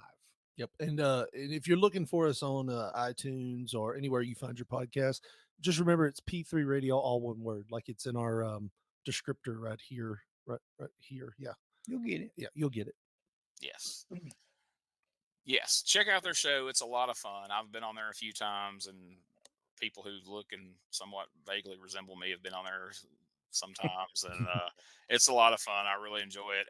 These guys, like I say, they were top of my list to do this because I knew that not only are they knowledgeable at wrestling, but they're also fun and entertaining guys. And they're not afraid to give their opinions. They're not going to hold back, but they're also not going to just shit on anything for the sake, but they're going to be honest. And that's what we're here to do. We're just going to be honest. We're not here to, we're not knocking anything. I mean, we love this stuff, but this sometimes, man, it's a head scratcher. And just for me, on a show like that to close the night with back-to-back double disqualifications, I'm still just kind of dumbfounded. But we're going to see how they come back for it on the next episode.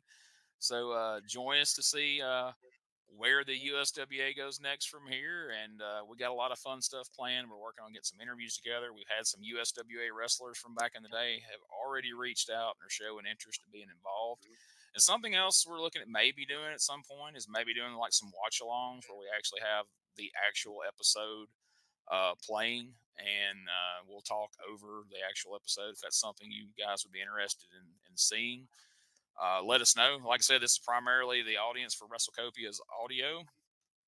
So, we got to be able to do things that are good for audio, but, I have all the shows available over on my YouTube channel, so we can make that happen. So we're just here to have some fun and hopefully entertain and educate a little bit. Like I said, on the next moving forward, we're going to start digging a little deeper into some of these folks and telling you a little bit more about them.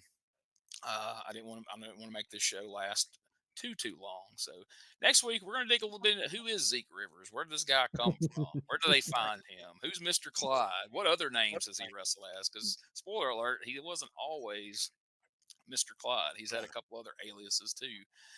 We'll talk about Mike Samples and Lauren Davenport and Leslie Ballinger and all kinds of random USWA people who, if you're not an old school USWA fan, maybe you hadn't heard of these folks. We're going to tell you about them and everybody else. So I want to thank my co-hosts, both Richard and Josh. You guys are awesome. You guys check out P3 Radio. It's a lot of fun. Thanks, everybody, for listening. Help us spread the word. Share it on Facebook, Twitter, X, whatever the hell it's called now. Get it out there for us. And we will see you on the very next episode of the Wrestling Review Podcast.